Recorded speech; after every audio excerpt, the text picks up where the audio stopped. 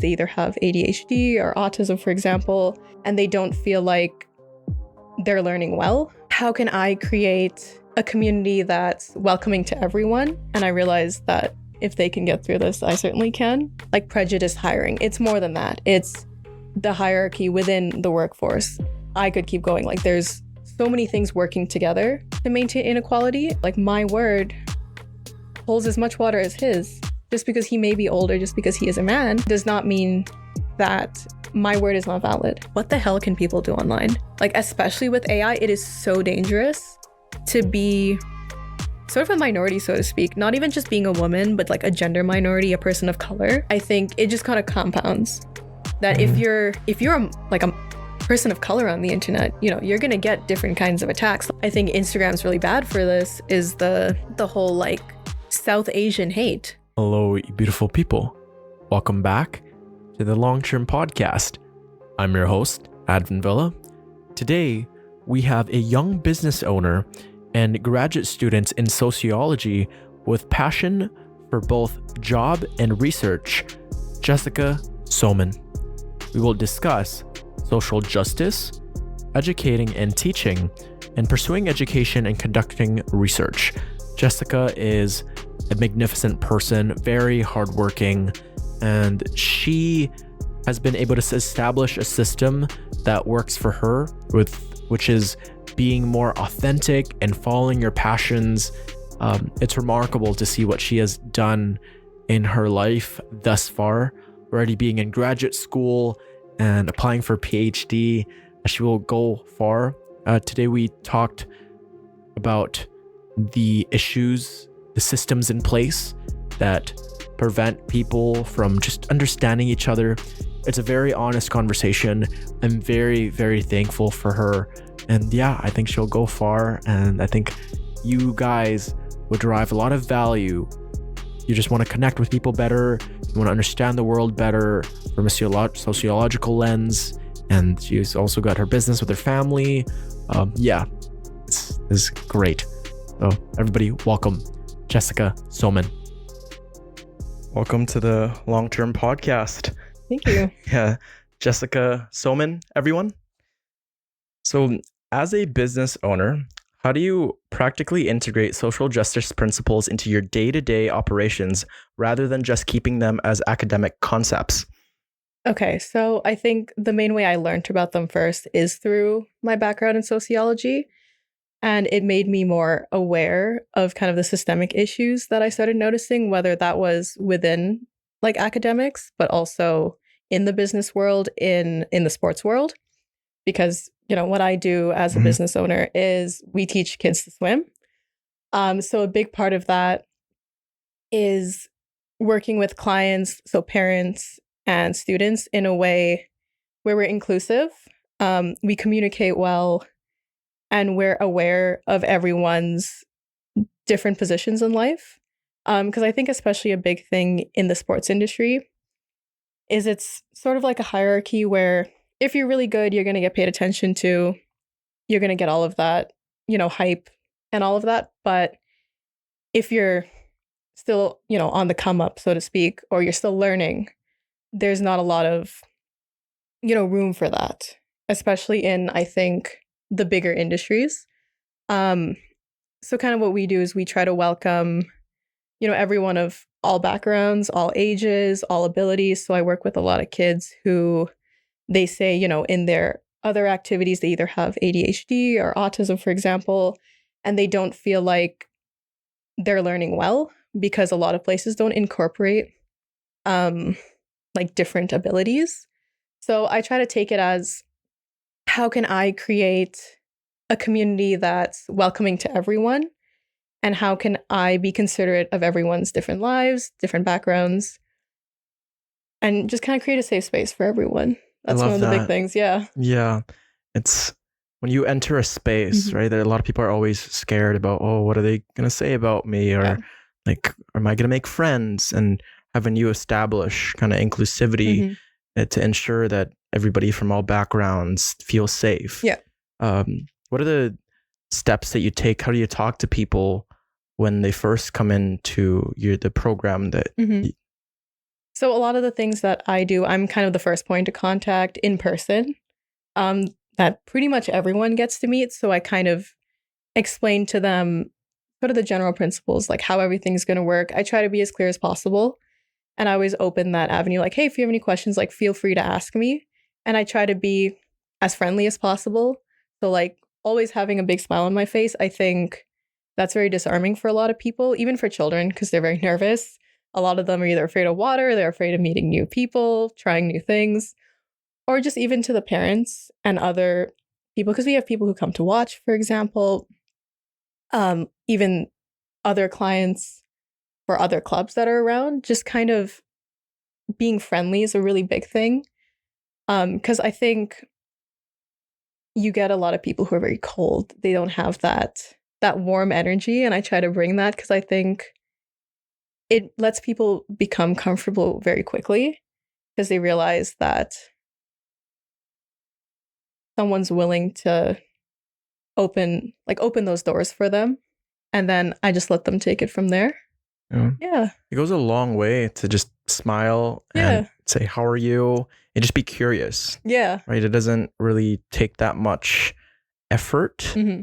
Well, if you haven't been doing it your life or for your, it's a bit difficult to be able to present yourself to other people. But the more you do it, the easier it becomes. And you foster this environment that people just get attracted to, and it uplifts people. But just by asking the basic questions, and if you're curious and you're genuine about it, it really makes people feel welcomed and brings their barriers down. Yeah. I think we all just want to belong somewhere. For sure. Right? Yeah. Whether it be the local church or the club at school, or whether it's the gym.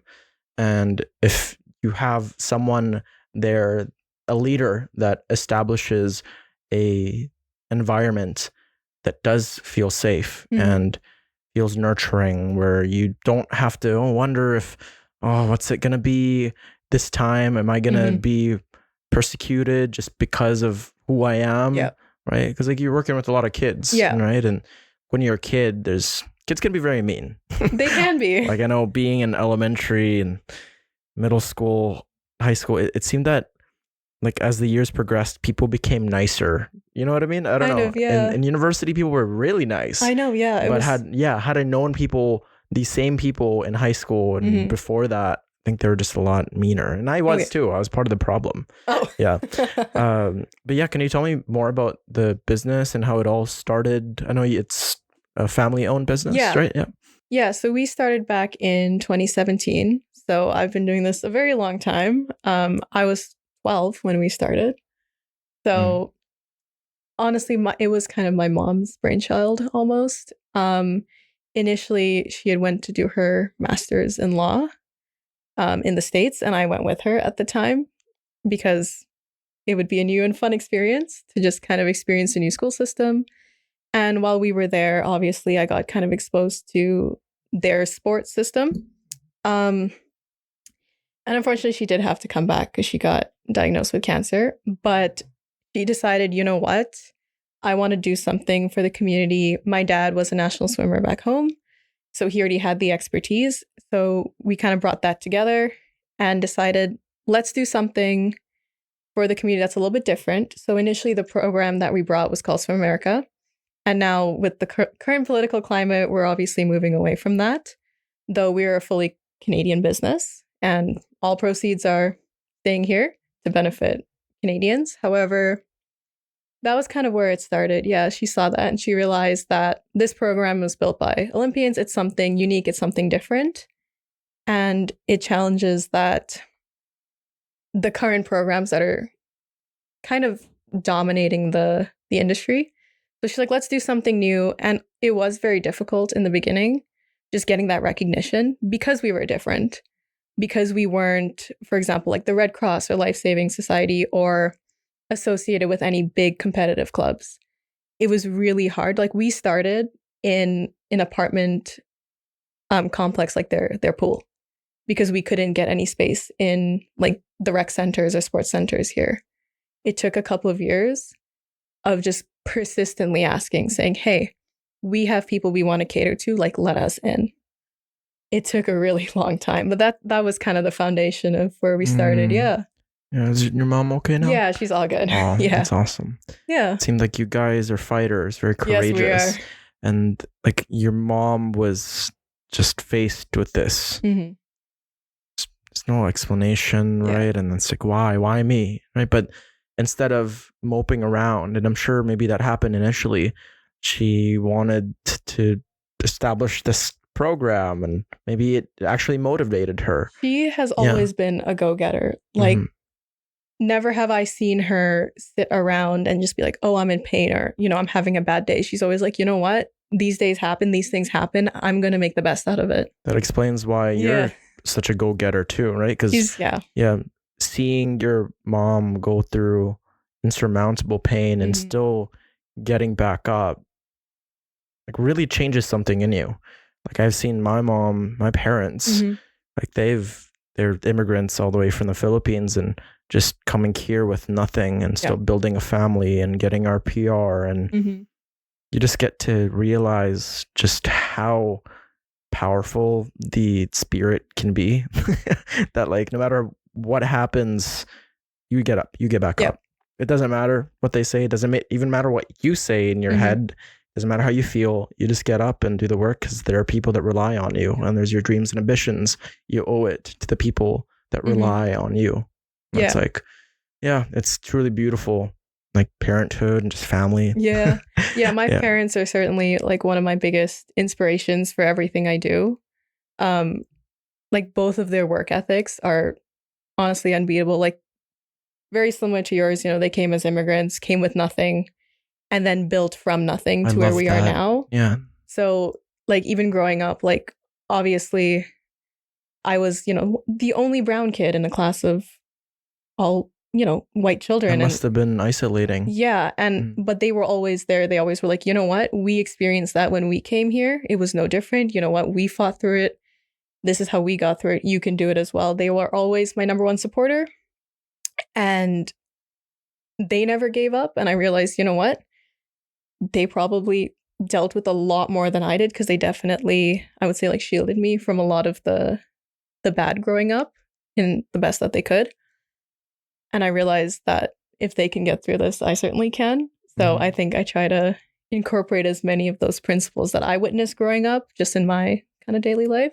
Yeah, that's so powerful to, you know, just be the only brown kid in your class, and it must have been like, oh, everybody's different. And when you're a kid growing up, you just want to be the same as everyone. Yeah, I remember being just going out on movie nights with my family, and just I was also the only Filipino in my grade at the time, and I just felt ashamed to be my own culture, to be within, and I, you know, just seeing my parents, like, realizing that they also went through the same thing.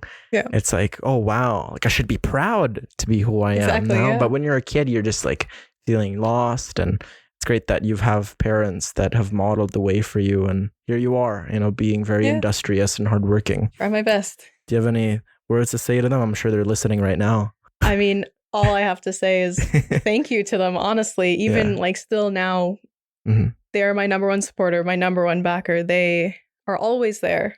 So the only thing I have to say is thank you. I love that. That's awesome. How has your background in sociology changed the way you view systematic inequality within the modern workforce? I think just with my background, it's sort of highlighted all of the issues in depth, and it highlighted, like, the structural problems. And that's something that I was able to, like, I can witness it firsthand, because I think a lot of these things, it's not just the one system problem. A lot of inequality comes from multiple systems working together to uphold inequality. So the biggest takeaway for me was, I can't just look at it as, oh, it's one thing. Oh, it's, for example, like prejudice hiring. It's more than that. It's the hierarchy within the workforce. I could keep going. Like, there's so many things working together to maintain inequality. And that's something that I think when you look at it as a whole, you need to be aware of that, because a big conversation nowadays is like, how can we change that? How can we do better? But if you're looking at it sort of a one-track mind, you're not going to get effective solutions. So I think the biggest takeaway from being in sociology is looking at the bigger picture, not just, the microscopic level of what's around me personally, and looking at the bigger systems. Do you look at like data? Like, do you look at like the percentage of people Yeah. being hired? Like, how do you go about your field of study? My field of study specifically is not the workforce, Mm-hmm. but a lot of my coursework, it does come up. Like currently I'm enrolled in a course about inequality. And Mm-hmm. a lot of the readings I do look at sort of like either historical trends or, comparisons between, for example, first generation children, how much money they make versus their parents and then their children, and kind of the comparison between different racial groups. So it's something I've definitely been more recently exposed to, since it isn't directly my research field. But I do find it very interesting because I'm able to kind of conceptualize it in today's world, even if the study is, say, maybe 10 years older. I can kind of sit back, take myself away from, my specific niche and say, hey, like these are real issues and I can see it happening. Like I pay attention to the news, I see what's happening here, the States, around the world. And it is very much in line with a lot of the studies that I've been reading. Mm-hmm. So, yeah. What's something that comes to mind? I think a big one is the gender pay gap.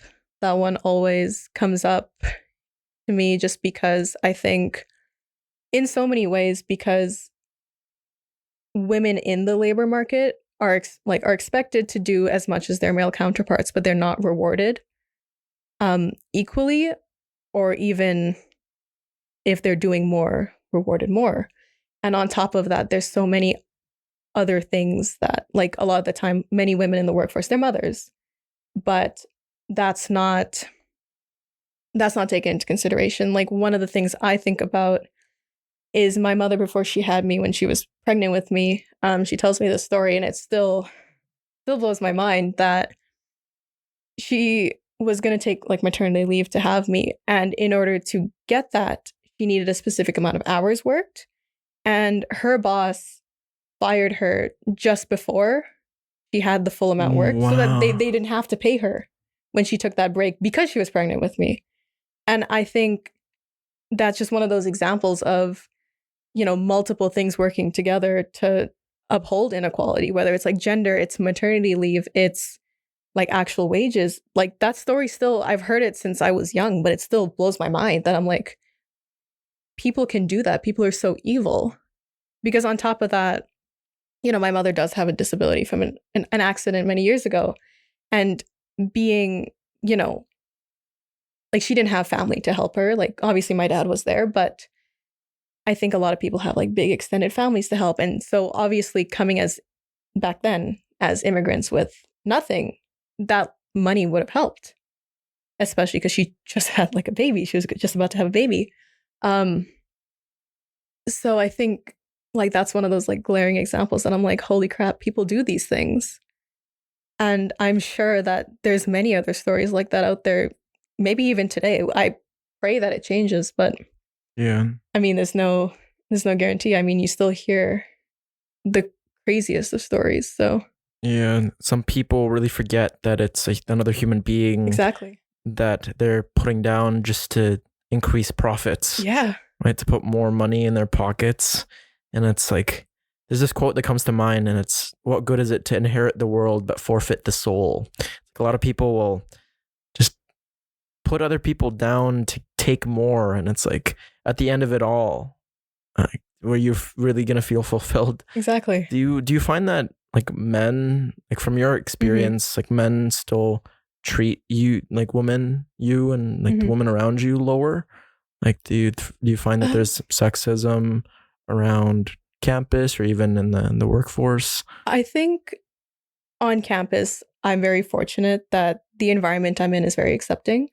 I'm sure there's always those people who are like, oh, women this, women that. They have these sort of fringe ideas of what a woman is, what a woman is supposed to be.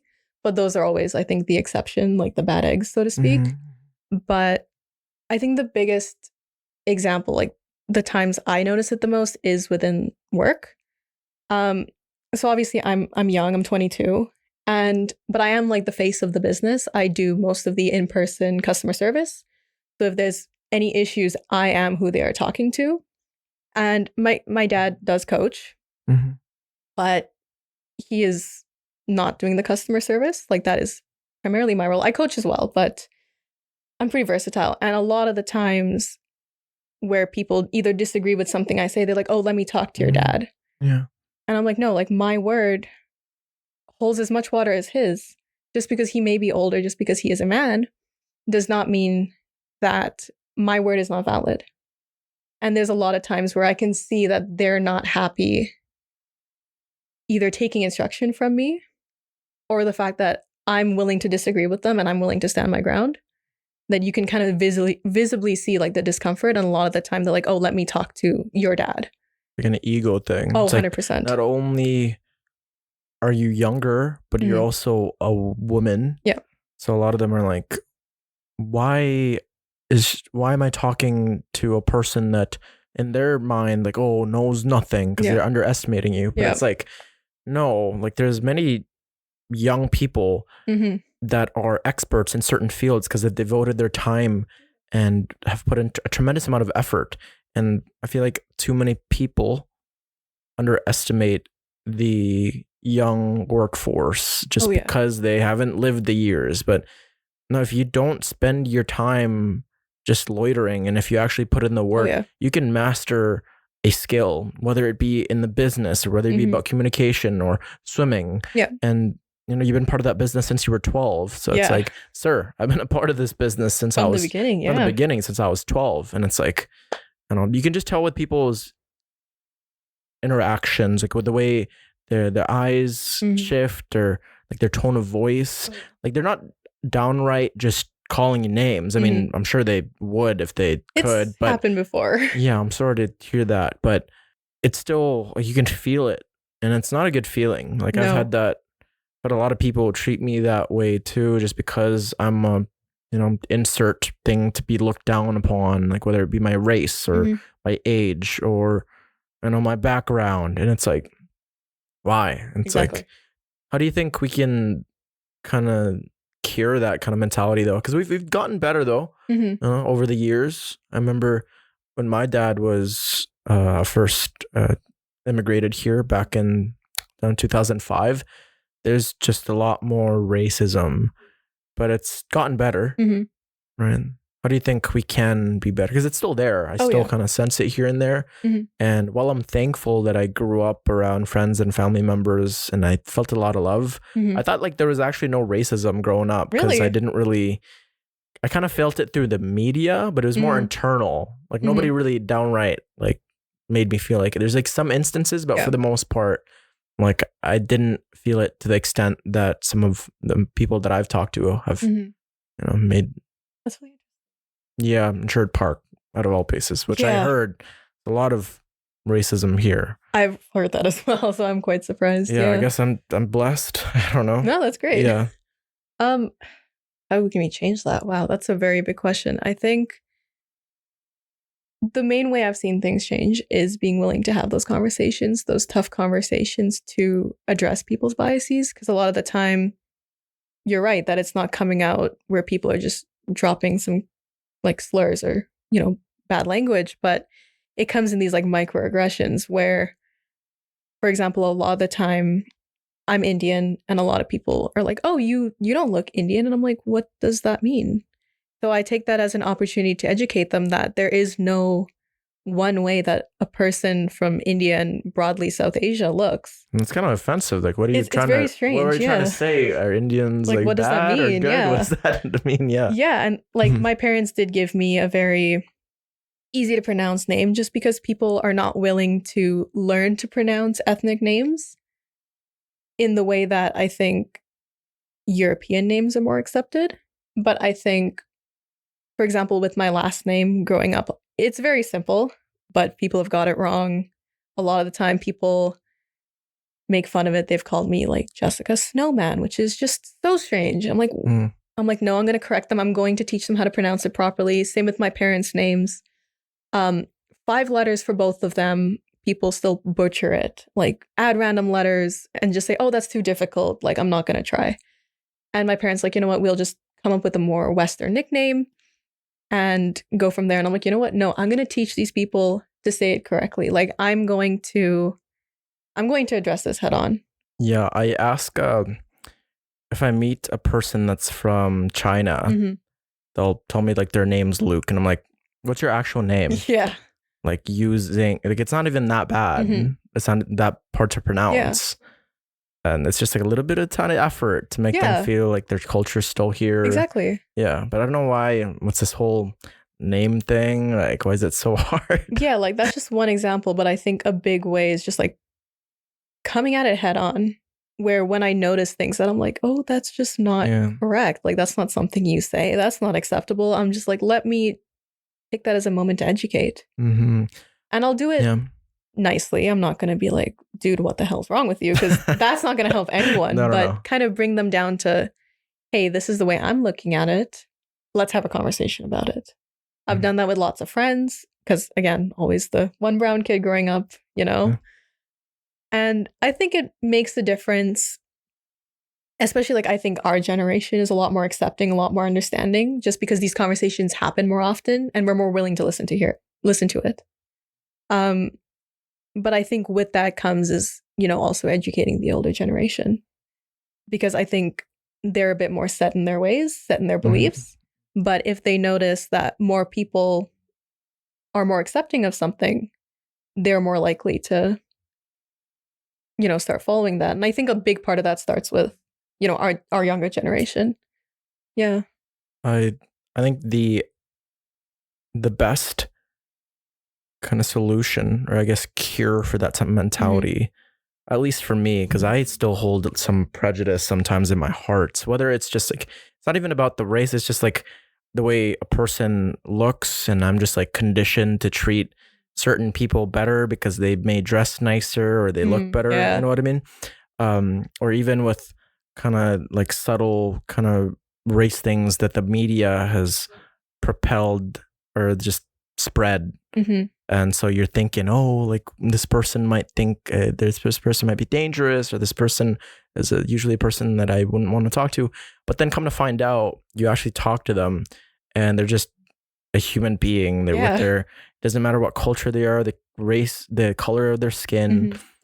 Like, and by that framework, I've been able to be a lot more empathetic and understanding. But just like being friends with a person who's from India, or being friends with a person from Bangladesh, or a person from Nigeria. And the biggest realization I've had, and we've been blessed to be on campus because it's so diverse there, and is like we're all pretty much the same. We're more the same than we are different. For sure. And a lot of people may just chalk it up to like, oh, that person will never understand me because I'm from here and there. Like, come to find out, you talk to them long enough, like you guys can bond over a movie. Like you could bond over, I don't know, even your morning routine and like the gym routine, or like a study, a book. It's like, if you just try, and I think the antidote to the lack of understanding is communication. It's connection, and like effort needs to be established there. 100%. A lot of people would be less prejudice if they just be made friends with like a Filipino guy, or like a black guy, or person from India. And it's like, I think that's the way I've understood everything. I've been a lot more compassionate, because if I stayed in my own lane and only talked to Filipinos or only talked to white people, then I just wouldn't understand the other races. I just think all my frame of reference would just be from rap songs or from movies, and it's not real. Like, yes, it is real, but it's not a good gauge of like who these people actually are. So in what ways do you think the business world often fails social justice movements, and how can young entrepreneurs lead the change for genuine change? Okay. I think the business world, they love to talk about making change. They're like, oh, we're Yeah. doing something about it. But then when you actually look at the results, they've done nothing. Mhm. They're like, oh, we're putting in this policy to make, I don't know, let's say hiring practices more equitable. But then when you look at the results, they've done, again, nothing. And I think going back to what I was saying earlier, like as young entrepreneurs, like we need to be the change. We need to be the example of what we want to see in the world, the society that we want to live in. We need to reflect that through our business practices, through who we are as people. But then on top of that is we kind of uphold a lot of that inequality by remaining silent. And, you know, when you notice these things, like either speak up against it, do something to change. I think that's something that is honestly to the benefit of our generation because we are not quiet. We are very much out there, whether it's any social movement, it could be the ongoing genocide, it could be other social movements with, like, let's say what's going on in Alberta with all of the legislation changes. We haven't been sitting quiet. And I think the same thing can be reflected in the business world where using that platform, since you're serving so many people, or even just like your community, you don't have to run a big business, and just making those values known and then actually upholding it. I think the biggest thing is, even if you don't openly advertise that, hey, we're doing these things to be more equitable, to be more welcoming, if it's still done in the background, that's what's important. I think the business world loves to talk and it's all very superficial. And I think the practice of doing it is far more important. So yeah. Yeah, be the change that you want to see in the world. Yeah. Because inaction is also an action. Yeah. By standing there to do nothing when you could speak up. Exactly. And it doesn't have to be this grand world performance, this change thing where you want to solve world hunger and racism. No, it could be standing up for that one kid that looks like he's just been left alone. Exactly. Or just, you know, showing up to that movement and, you know, standing for something. Because if you don't stand for something, you'll fall for anything. Exactly. And it's just, yes, I'm thankful because we do live in a very safe environment. You know, I'm thankful for Edmonton, but at the same time, we can grow. We can be better. And there's still some mindsets that are a bit backwards. But yeah, I think just try to understand people. You know, it's so simple, yet it's so hard for some people. I don't know. Yeah, it's just meeting people where they're at. Like, I can't expect everyone to sort of either view the world the way that I do or, you know, be at my level of thinking. But if I'm able to meet them where they are, I'm able to understand, you know, their perspective a bit better and be a bit more understanding. And I think that's like the biggest part is we're all different. Like, there's no one on this earth who's like the exact same as another. Like, even within my family, sure, we've gone through a lot of experiences together, but we're all so different, you know? And I think like that's the beauty though of the world is we're all so different, but at the end of the day, we're all human. And that's the main thing to focus on. Is sure, we have, you know, we speak different languages, we eat different food, we look a little different. So what? At the end of the day, you take all of that away. What are we? We're all human, right? Like, what does it matter? I love you know? that. Sociology often deals with very complex, jargon-heavy theories. What is your strategy for breaking those down so they're accessible and impactful for the people outside of academia? So that kind of comes back to what I just said earlier of, you know, meeting people where they're at. For me, it's being very cognizant of who is my audience. So even when I'm, you know, speaking to people within academia about like my specific niche, I'm still very clear that I'm like, what language can I use that makes sure people understand? You know, in my last semester of my undergrad, it's like a research capstone project almost for a certificate I did.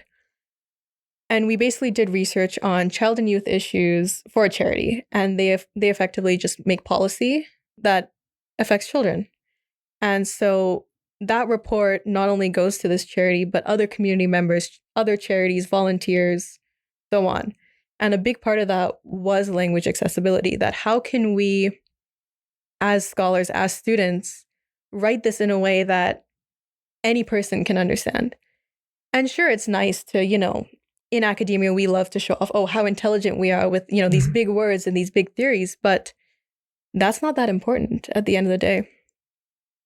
Like a big example in my personal life is like kids love to ask me what I do in school when they realize that someone who's as old as me is still in school. And, it's like, how do you explain sociology to like an 8-year-old? Because I can't start bringing in these big words because they're not going to have a clue what I'm talking about. What?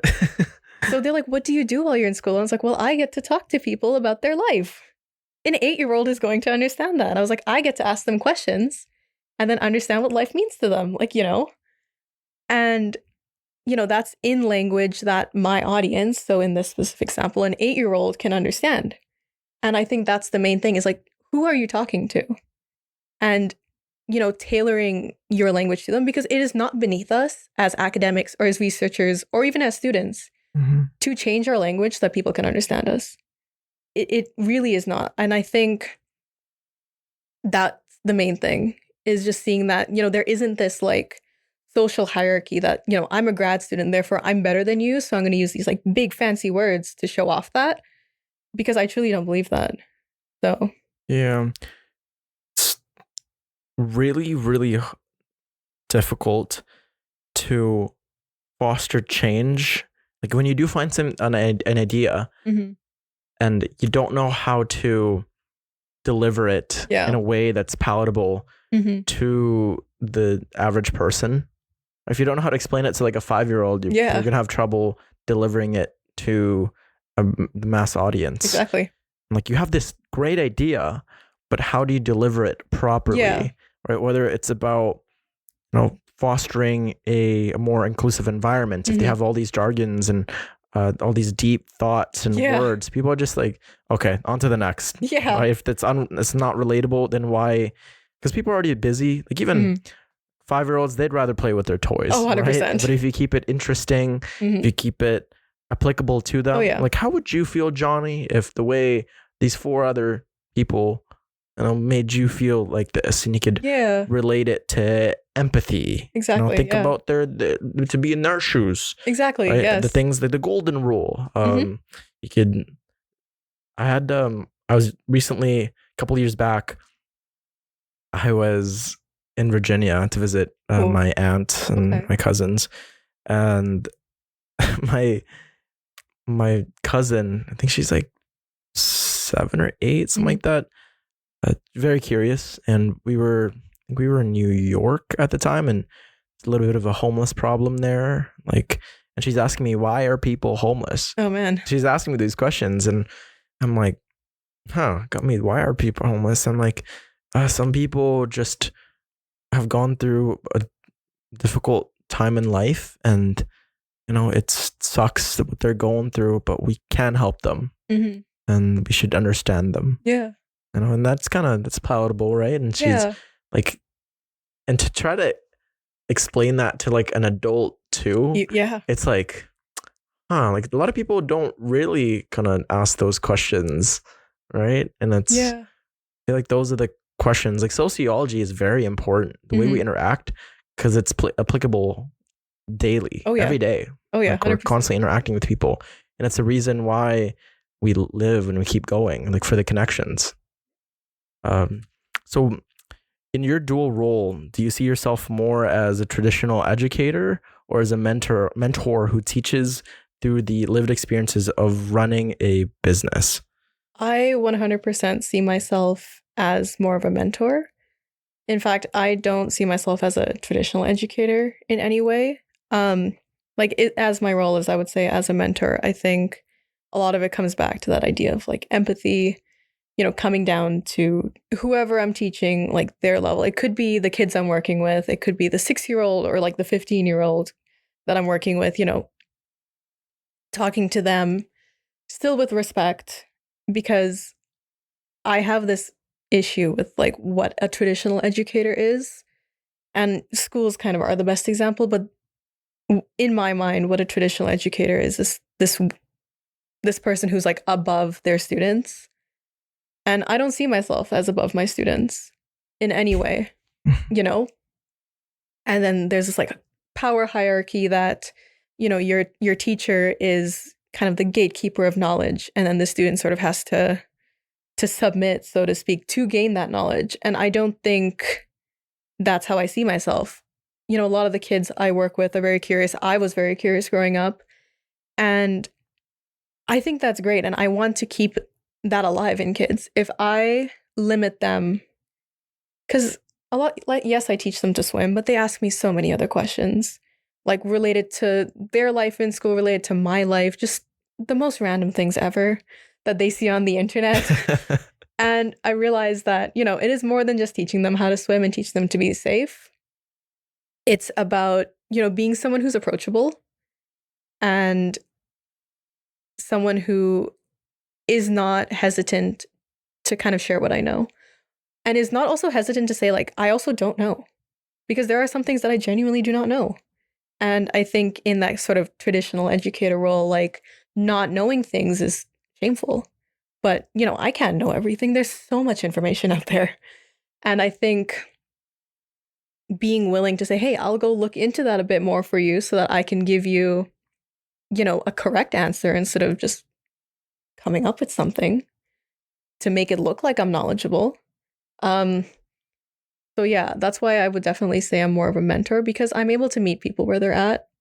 And sort of my background with sociology has kind of shown me that, the way you treat people is so important. I treat my students with respect and they give me respect back. Like, I don't demand it. I don't teach with fear, because I don't think that's how any educator should be.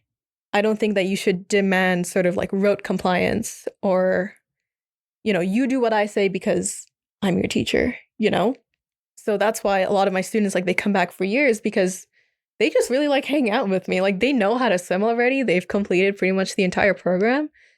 Like, I've had students who come like an hour before their class just to talk to me. Just to be like, hey, here's what's going on in my life. Here's what I saw on TikTok. And I'm like, okay, tell me about it. Like, let's do this. I love it. That's true connection. Yeah. And I love what you said about like, it's not just swimming anymore. And I see this even just going to the gym. I've developed a community there. Mm-hmm. And like, initially it's like, oh, what are you working out? Like this and this. But eventually it leads on to the weekend, and it leads on to, what are you passionate about? Yeah. Or like, how's your family? And like, yes, you show up there to get a workout in, but like, majority of the conversations that you have the people in there are just their lives. And I'm sure you see this with teaching. Oh, 100%. Right? Because like, they ask you all these questions that they're curious about.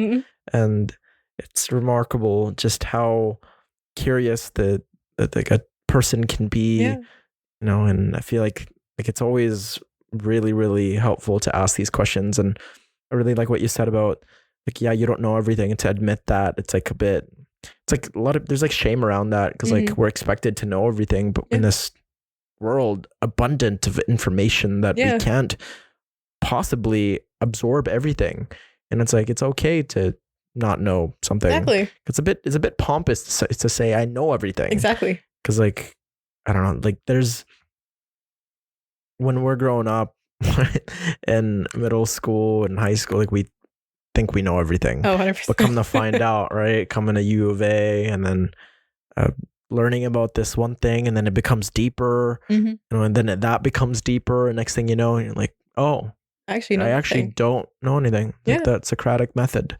What is something your students or employees have taught you about human behavior that you never found in a textbook? I think the biggest thing is, one, to honestly expect the unexpected, because because I come from a background of not only sociology, but also psychology. And a lot of it is, oh, people are so predictable, they have these circumstances in their life, therefore they will act this way. That is certainly not the truth. A lot of the time you think that a person's going to act a certain way in a certain situation, or you think, you know someone really well, but, people are so complex and so unpredictable, and you just honestly need to be ready for anything. Like, there's so many instances in business where, because again, it's mostly just clients since we don't have employees, where, people are super consistent in the way they act, and then just one day it's complete 180, and I'm like, whoa, who are you? Like, what just happened, Or even with kids, where they're just different day to day. And I mean, of course, I'm not surprised because I'm so used to it. I interact with so many people a day that I'm just sort of ready for whatever. But sort of the broader takeaways from, everything I've learned is, there's this theory to explain this type of behavior. And I'm like, well, sure, there's a theory for it, but, everyone's life is so complex that you can't just classify it into, you're in this theory, or you'll behave this way because you're in this socioeconomic bracket, or whatever it may be. And I think another thing is resiliency often masks vulnerability a lot of the time, and that people's dignity and sort of their psychological security is often a lot more important than, we tend to give credit to.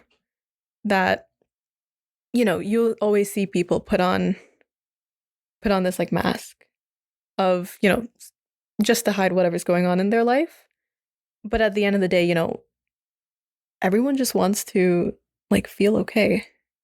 And I don't think we give enough credit to that, where we sort of expect everyone to be, we talk about, be your authentic self. But then, if someone's openly like really having a bad day, there's sort of this like stigma, there's this shame. So even then, like, people are like, I'm just going to put on this mask and show like I'm always okay. And, I'm just this strong person, but I don't think, that's the reality. And I think that's not talked about enough in academia broadly. Yeah. There's a lot of talks about mental health and how you should be your authentic self. Yeah, But when it comes down to it, the reality of it is, oh, why are you bringing the mood down? exactly. Don't be a Debbie Downer. Like I Yep. think we still need to have a lot of talks when it comes to that, and a lot of kind of internalizing these ideas of just being authentic, Yeah. and like that it's okay to be sad, Yeah. and that you don't need to be happy all the time, because I still feel it Oh, all yeah. the time, and I'm a big advocate for all that. And there's that hesitancy for me to open up because I don't want to burden these people, and like I don't want to be a burden. I want Yep. people to rely on me, but at the same time, like what if they were sad? I'd want them to tell me what's going on. Exactly. And yeah, it's a mess sometimes, but yeah, I always tell my friends and family that hey, it's not every day is gonna be 100%. Exactly. So you just have to cry it out sometimes. Oh, And yeah. we all need someone, and we all need to be cared for, because I think with all the money that some people can accumulate, the fame, the work, and all this stuff, it's all meaningless if you don't have that true connection with people. If you don't Exactly. like feel belong to. So why do people show up to school? Like yes, it's to get an education, and so that they can maybe garner money one day to have a family. But like if you dig deeper and deeper, it's because they just want to feel belonged.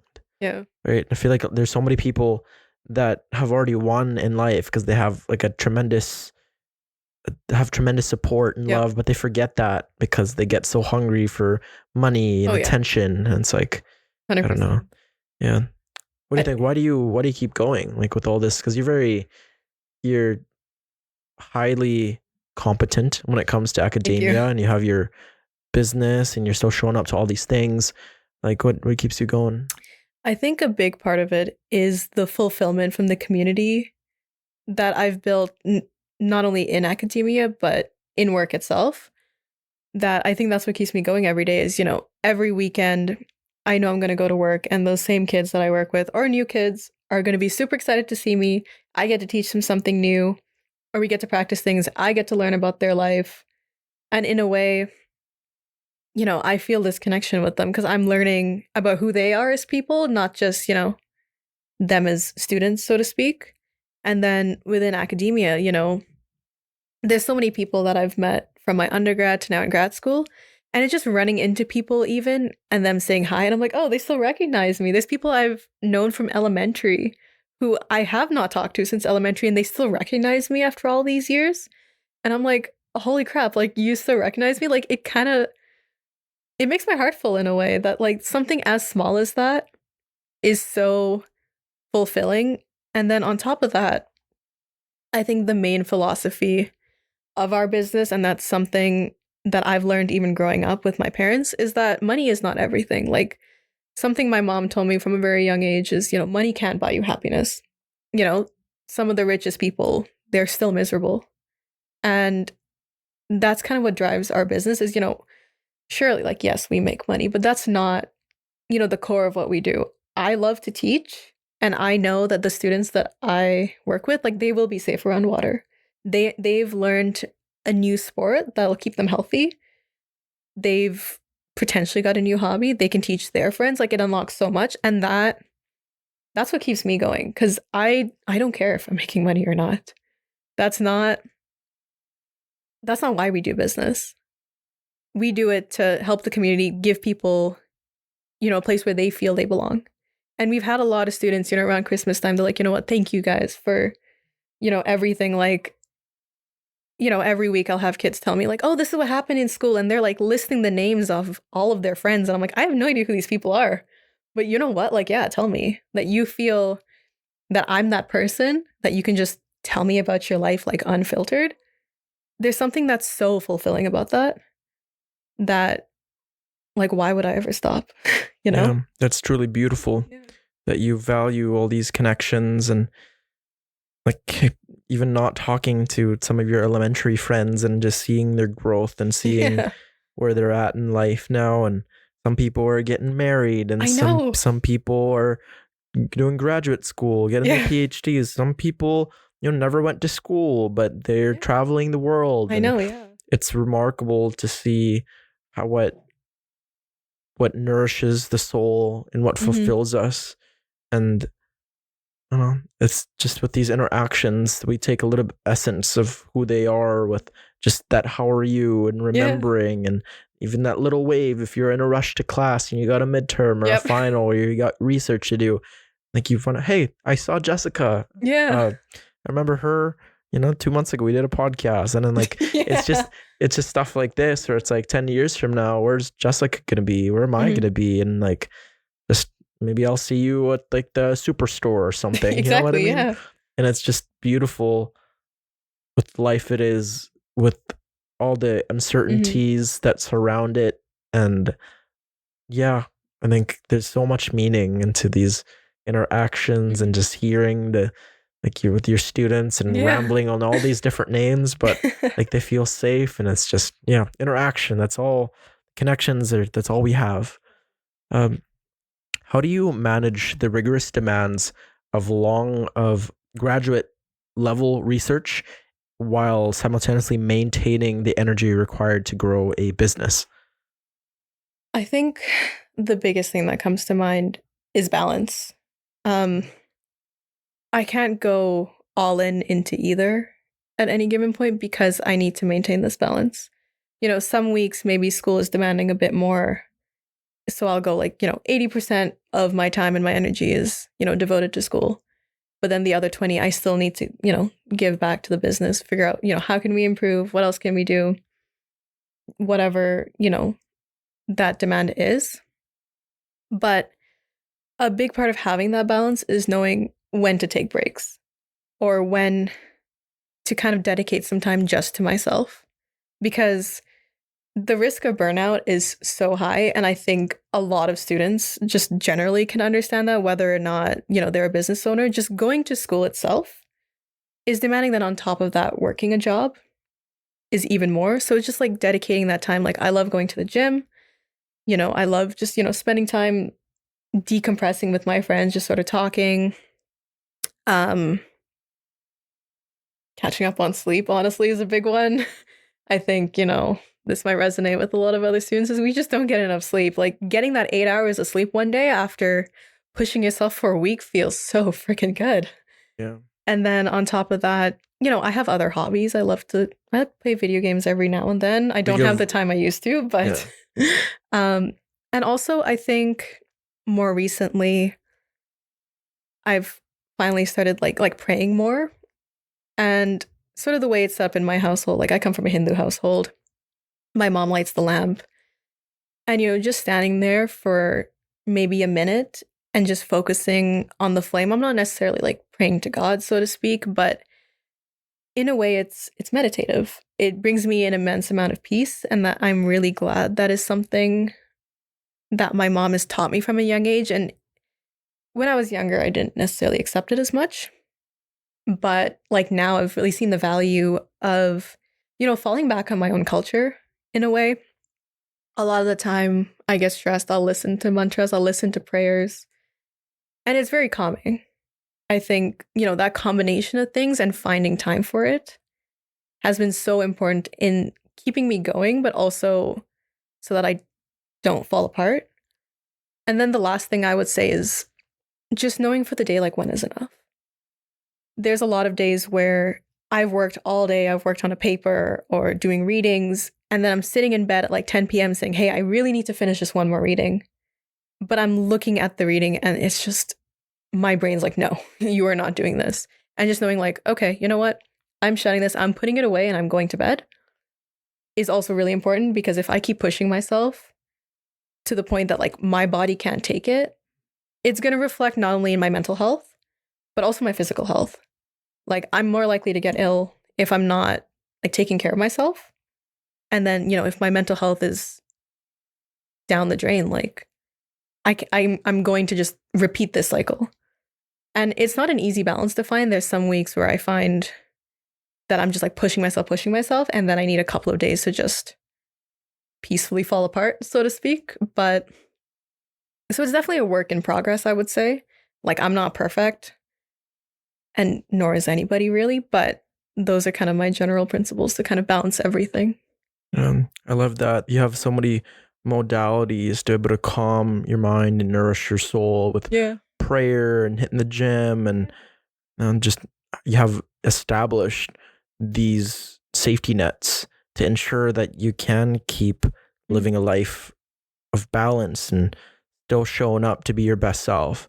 Because you can do work all day, but is that really something that you want to do? You can be an expert on this field and like sacrifice your friends and family and maybe not pray as much, but there's like so much that you can do. There's so many modalities that can calm the nervous system and that can make you feel fulfilled. 100%. And it's just pattern recognition and knowing kind of, okay, last time I pushed myself this hard, it led to burnout, and the price of an injury can set you back in 3-4 months. And like, I don't mean that just in the gym, right? I mean that in kind of the mental burdens that we face. Because, a day where you just feel depleted because you pushed yourself till 2 a.m.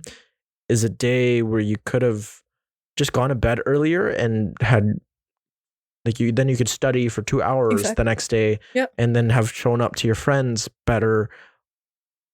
I always think about like the long term of it, of like, how can I be as consistent as possible?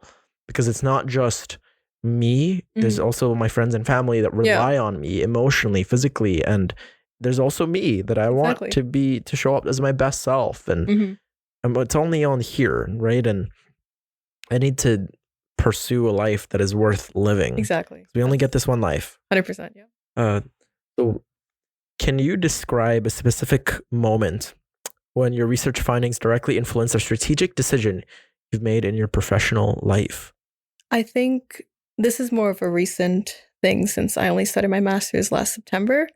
But so for context with my research, is I interview the effects of gender-based violence on women in video games and sort of how that impacts how they present and their mental health. And sort of interrupt, my friend actually, she games, they're just like you, the games you play, like Valorant, League. And when she opens her mouth, like, it's a big reaction towards everyone. And it's especially when it's already rampant, like the things that people will say behind a screen when there's no consequences, if they can just go full out. it can be really demeaning. Absolutely. But to go with Yeah. what you say, yeah. Yeah. And, a lot of it is more than just people saying things. It's, consistent harassment, doxing, threats. The list goes on. Like, it's a lot of things that, the people I got to talk to, like, they experienced. And a major sort of, not to say solution, but something that they chose to do as a result is they just isolated. They stepped back, they stopped, either openly talking or stopped presenting like as a woman online. And I think that's something that's really reflected in a lot of other spheres is where when you don't feel that you belong, you're more likely to isolate. If I walk into my classroom every single day and it feels like, it feels adversarial. I feel like, oh, everybody in this room, including my professor, hates me. I'm not going to want to show up. I'm not going to want to be there. And I think learning, everyone's sort of firsthand experience with, just sort of stepping back and choosing to isolate, I realize how important it is for me to even further keep creating a community where people don't feel the need to do that, where people can, again, like, just be themselves, feel like, regardless of who they are, regardless of their gender, their race, their ethnicity, their language, whatever it could be, that, they're a part of a community, whether that is just in their interactions with me personally, or whether that's in the community within, like, my business. I think I've seen, I've heard the accounts from my participants, and I've seen it play out in real life. And I mean, to some extent, I've experienced it myself. I come at my research as someone well, not was, but is still sort of in the industry. I used to play competitively. I've played games since I was like 10. And a lot of this I've witnessed. I've done the same things. And I think a big part is I don't want people to experience the same things that I experienced. If I can make a little bit change to prevent someone from feeling like, oh, this part of my identity is not welcome, what can I do about that? I can be more welcoming. So, yeah. Yeah. It goes such a long way to be able to just accept a person for who they are. Mhm. And an argument to that would be like, okay, if you're accepted for who you are, then you won't want to grow and you won't want to change, right? Mhm. But I've been fortunate. It wasn't always this case Mhm. where, like, my family and my friends, they accept me for who I am. And while I really love them, and there's just this, you want to do more. You know what I Yeah. mean? When you feel safe, and I'm Mhm. sure you feel this with your Yeah. family members, you just want to do everything that you want. Yeah. Versus if you're isolated, you don't feel that connection, you're not Mhm. accepted for who you are. Like, yes, you'll still do things, but it's out of spite, and you're not present, Yeah. and it's not out of love. It's out of just, you're feeling rage and Yeah. hatred. And I know some people that operate in that sense. And I've operated in that sense too, but it's not a good feeling. No, it's not. But yeah, when you have someone that is accepted by the community, by their friends and family, maybe not all the way, because you're going to meet somebody that just won't, accept you for who you are, you butt heads. But yeah, for the most part, they're accepted. That person will grow, Mhm. right? Yeah. A thing that I always tell my friends and family are, like, I know you're capable of everything and anything, Mhm. and I accept you for who you are. You don't need to do anything. But I know you'd want to, right? You want to pursue your dreams and ambitions, and you're so capable. Yeah. But even if you don't hit those biomarkers or of health or of status Yeah. then I'd still accept you for who you are. Exactly. And I think that's so powerful. Mhm. Yeah. And going back to gender or Yeah. the base violence in video games, Mhm. though, like, what were the interviews like? What were they saying that the men would say to them? I mean, a lot of them didn't feel comfortable repeating a lot of what was said because, you can go onto any online forum and just start looking at the comments of, women who are willing to kind of put themselves out there. Like I looked at this more recently for a presentation I gave last week, and I looked at the comment section on X for, one of the more well-known streamers in the gaming industry. And Pokemon? I was actually looking at hers, yeah. Oh, really? Yeah. Yeah. I love Pokemon. Yeah, so, it was like her Christmas post on Twitter, because I call it Twitter. And, a lot of the comments were just saying like, oh, you're so terrible, or, go get married. Like, what are you doing? And then the part that's even worse, and I think this is especially relevant now because this has sort of come under fire in the news, is, Twitter's AI. A lot of people were like, oh, take her clothes off, or put her in this outfit, or have her pose like this. And they all are very, very sexual, very demeaning and the fact that the AI actually created these images is even more disturbing. And that's disgusting. Yeah, and it kind of opens these doors to like, what the hell can people do online? Like, especially with AI, it is so dangerous to be sort of a minority, so to speak, not even just being a woman, but like a gender minority, a person of color. I think it just kind of compounds that if you're like a person of color on the internet, you're going to get different kinds of attacks. Like you see, I think Instagram's really bad for this, is the whole like South Asian hate. It is so forced. It's so unneeded. I look in the campus comment section all the time. It's so unnecessary. Like it's so unfounded. It's coming from purely a place of hate. There's no realistic basis for any of this, but it has real world implications. And assumptions too, that just because the minority of this certain people, that means that everybody does it. Exactly. It's like, no, you could find that with every single group, right? There's people that are white that are disrespectful, and there's people that are Filipinos that are criminals. That doesn't mean they're all like that. Exactly. I don't know. It's really tough what's going on with Edmonton as of recently. Oh, absolutely. Yeah. Yeah, it's like another thing that a lot of the people I interviewed, they told me that, a lot of this kind of extended just beyond, being in a game. Like, okay, someone calls you bad in a game, whatever, they eventually kind of developed a thick skin to it, which is concerning in and of itself. Because I think if you're so used to,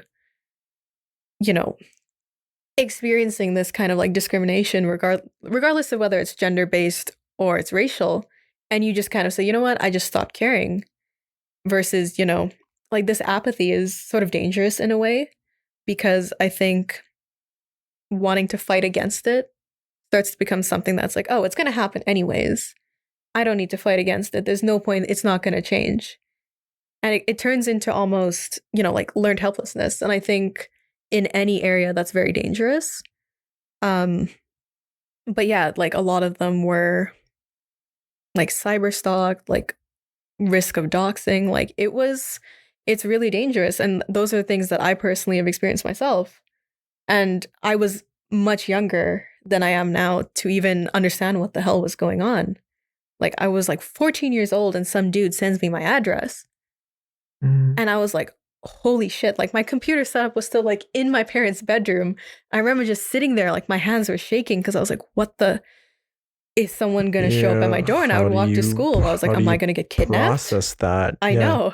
And I was like, am I going to get kidnapped? Like what's going to happen? It's like a lot of people think it's very surface level that, oh, someone just called you like a bad name online. But no, it is so much more than that. Most likely that dude, more often than not, they just think it's a joke. Yeah. But like the psychological damage as to what that's doing to the other person is immense. Oh, yeah. And like a lot of people with jokes, I'm just joking, right? Yeah. It's just like, no, it's just a funny joke. It's not. Like you're jeopardizing like their lives and their well-being. And it's like you could really, really open them up to some serious psychological damage. A lot of people don't think that way. But yeah, I really feel for girl gamers, it's tough. It's tough out there, and I don't know. Men need to do better, I'd say. I agree. For other students who feel torn between staying in the ivory tower of research and entering the marketplace, what advice do you have for blending those two worlds successfully? Ooh, okay. I think a big one is, following your passion. Because if you want to go into research, one, I think a big part is very institutional based. I'm very fortunate that, my department and the people that I get to interact with are certainly very in touch with reality, very accepting, very accommodating. So it's very contextual. I don't know what other departments are like, but that being said, if research is what you want to do, absolutely go for it. But if you want to go into the workplace, do it, because I think at the end of the day, if you are going to do something that you're not passionate about, it's going to reflect in your work. It's going to show that you don't really care about what you're doing. Yeah.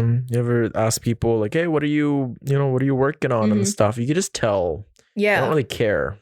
Yeah, like I've seen the difference that within the people in my department, I asked them to tell me about their research area, and they're so excited to tell me because they're so passionate about what they care about and what they're looking into. They're like, I work with, I look at people in the workplace, or I look at, trafficking or gangs. I'm like, this is so freaking cool. There's so many different areas that they can go into, but they're all, you can hear it. You can see it in their face. Like their face lights up when they talk. Yeah. And I think that's a big part. It sounds very cliche to say follow your dreams, but it's it really is kind of the case. Yeah. Because initially, I wanted to go to law school. And sure, maybe in a couple of years, if I decide, hey, maybe I want to do that, I will. But when I applied for my master's, I didn't really know what to expect because, I did the LSAT and I realized, holy cow, this is not for me. Like this standardized exam where I sit there for 30 minutes and rack my brains over these riddles even was just not for me. And I realized, like, sure, I could go into law, but then I'm going to be reading through all of these like really boring cases because I need to, before I specialize, I need to look at things I could care less about. It's going to reflect in my work. So for me, going into research was probably one of the best things I could do because I get to pick what I do.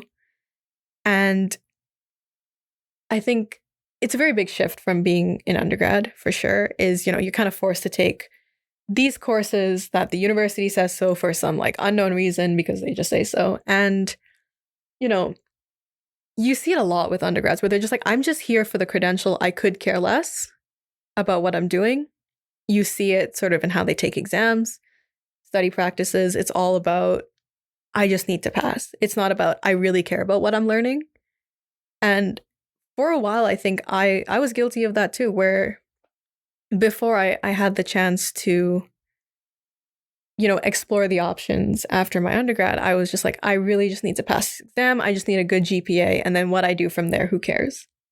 But then I realized like, hey, there's more to it than just passing my midterm or writing this paper. It's about, engaging with whatever I want to do, whether that's work or whether that's my research, with passion, with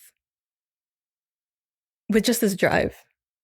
And obviously I'm aware that, not everyone has that sort of freedom to just say, I'm going to do this because I feel like it. And I think I'm very aware of, like, I'm very fortunate to be able to not only get an education, an undergraduate degree, but also keep going. And I'm certainly very fortunate in that. But yeah, at the end of the day, it's just, follow your dreams, do what you think is best, whether or not that's education, whether or not that's working, whether that's starting a business or whatever that could be. I think that happiness is what keeps you going and what makes you do better. Yeah. I love that. Like, I'm happy to hear that you're a person that follows your passions and you're not kind of suffocating under the immense workload, because there's a lot of, you're doing a lot. Yeah. And like, if you don't have the why that's been established, then you're gonna drown. Absolutely. Right? Like with anything, because with the years that add up, there's just more responsibilities. Oh, 100%. And if you don't have that strong mindset of if you've never reflected onto the things that you're doing, if you kind of just go about, yeah, I'm doing it because my parents said so, or my Yeah. seems like my friends are into business or they're Yeah. into law, so I'm gonna follow that. Like, you're just not gonna have that itch, and life's gonna be a lot Yeah. more painful. And like, not a lot of people get that opportunity, but if you do, if you have the agency Mhm. to be able to take action and steer your life in a way that is true to you, then follow it. Absolutely. Keep following it. Yeah. Right? Like, absolutely capitalize on that. Yeah. Yeah. But yeah, thank you so much Yeah, of for course. coming on the show. Thank you for having me. Yeah, it's brilliant, kind of the way you've structured your life, Mhm. and I think you will go very far. Thank you. And all I can say is I was here when you were 22. You know what I mean? Yeah. You know, you will go far in life, and I think you've definitely opened up a lot of these kids, and you're teaching, and you're traveling in a way that a lot of people can kind of reflect and go, huh, like maybe I should, ponder about my life more often, and making sociology palatable Yeah. for people. It's yeah, it's very authentic, and I'm thankful for you. Yeah. Thank you But so yeah. much. And then, yeah, do you have any words of encouragements for people that, are struggling right now, and they're listening? I think a major thing that's kept me going the last couple of years, it's a very basic quote, but it's in the end, things will be okay. And if things are not okay, it's not the end. And maybe that's just my way of whether or not I believe that the day that I'm having a bad day, it's a good driving force. And I think just knowing that, there is sort of the light at the end of the tunnel, so to speak, that it's there, whether or not that comes today, whether or not that comes a month from now, is more powerful than you think it is. And in a way, you just gotta, even if you gotta lie to yourself to just keep going, to say that I'm going to be okay today, it is more powerful than you think. And also, on the same side of that, it is okay to have a bad day. And those days just happen. Life is not perfect, but that's something we just accept and try to make the most of it. So, yeah. It's brilliant. Yeah. And yeah, thank you. As always, to everyone listening and watching, there is a place for you in this chaotic world. Never lose hope, strengthen your faith, and keep it long term. Jessica, Soman, everyone, peace. All right. Did it. Yay. That was it. That was awesome.